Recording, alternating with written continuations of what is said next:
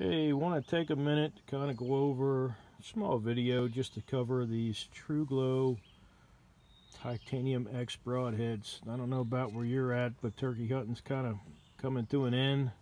You get into May, they don't like their spawn a whole lot, so boredom sets in. We got a little bit of time before deer season. Not everybody likes to buy and sell crossbows and upgrade. Some people like to play with their equipment, say broadheads or arrow scopes, so it's a nice chance to do that.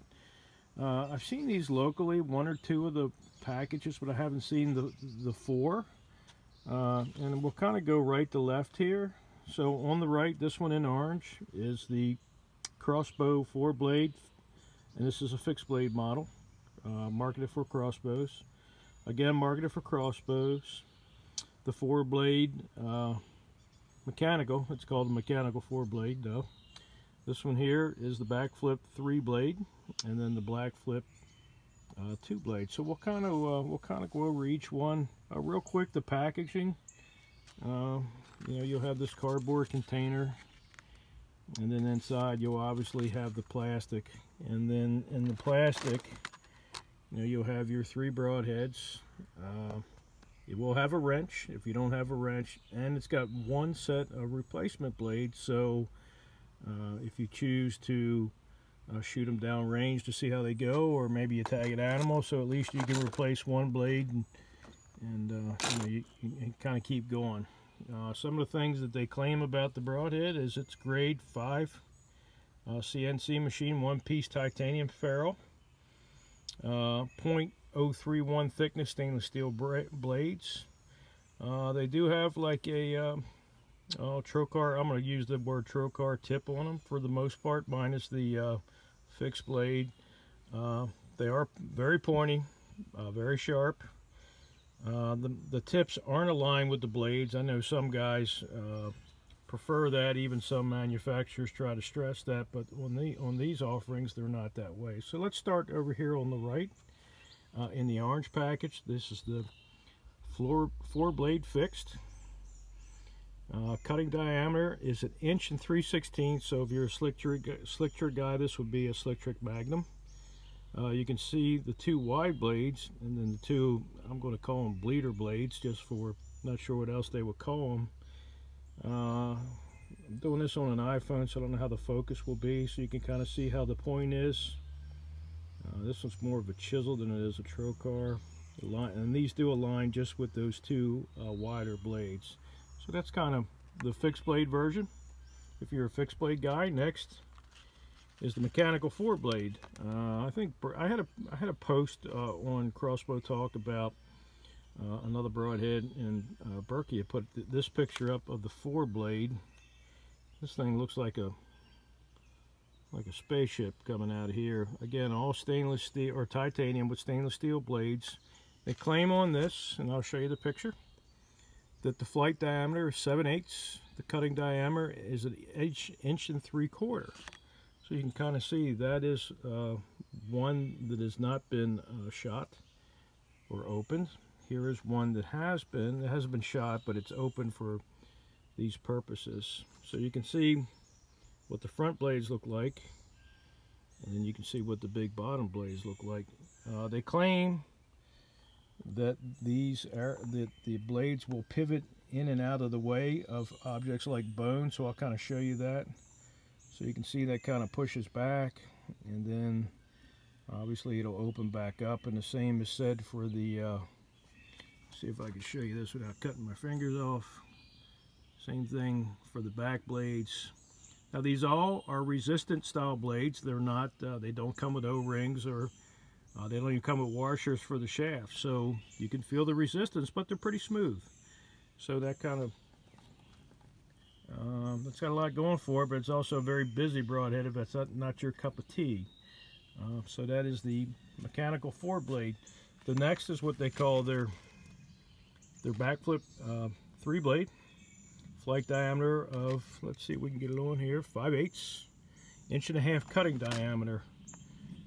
Here's the blade closed. Again, 5/8, so not used, should fly well. And then here is deployed. So for you Spitfire fans, this is going to kind of be in that realm. Interesting that most of these come with this nice piece of plastic on the ferrule, and just the screws on, the burr head screws into it, and kind of protects the threads before you put them in your shafts, kind of keeps them clean. So pretty nice idea. Again, that's a pretty traditional broadhead 3-blade that a lot of folks have used in the past. This is just their version of it. We get down here to the end. This is what they called their backflip mechanical 2-blade. Now for you 2-blade fans, and I've been a 2-blade fan for a long time, flight diameter of 11/16, a little bit wider. Cutting diameter is 1 3/4 inches. So here's what one looks like that's not deployed. It's going to be kind of like the Swackers in a way, but again, no O-ring at all. Everything is done by friction, and then deployed is what it looks like. Now for a lot of you folks, me included, one of the things that we didn't like about the Swackers was it hit the shaft. It really didn't hit the shaft, it mainly hit the insert, and these don't do that. So again, all this is by friction. This one here is a little bit easier than some of the other ones, so meant to come open pretty easy. This one is not marketed for crossbows, just the two on the right, the fixed 4-blade and the mechanical 4-blade. Interesting about changing the blades in this one. I'll try to see if I can get this close enough and the focus is there. It doesn't use a screw, uses more of an Allen key to go in there, so that kind of makes that a little easier. It looks pretty simple to replace. We'll find out when I shoot these, and because I'm going to replace the blades after I shoot them, just to see. Pretty neat line of broadheads. Again, you know, I don't know much about these, so I'm going to experiment with them. I'm going to shoot them. I'm actually going to shoot them later, so there'll be another video for that. My broadhead target is not the spiffiest, so I'm not going to subject it to the Stealth and the 445 grain arrow.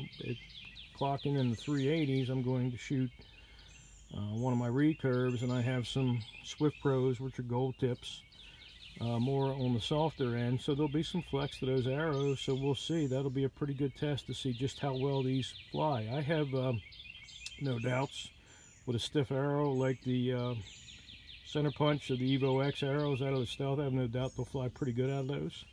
But on a little weaker spine, we'll see how all these go. Again, these are new to me, might not be new to you. But if you like to experiment with broadheads, there may be something in here that appeals to you. I mean, we're always looking for that better mousetrap. This is a pretty interesting one here. That one might take a little oomph. You're going to drive that one all the way through a critter. So we'll see. Stay tuned. Maybe I'll shoot some later, and then I'll have a video about you know, exactly the point of impact. I'm going to be shooting 30 yards, which is a fair test for us guys here out east. You know, the average whitetail shot is 19 yards, so 30 yards is more than an ample test. And I know that the arrows I'm currently shooting fly well at 30 yards. So we'll see how things go with the broadheads. So appreciate you tuning in. Stay tuned, and we'll be back with you.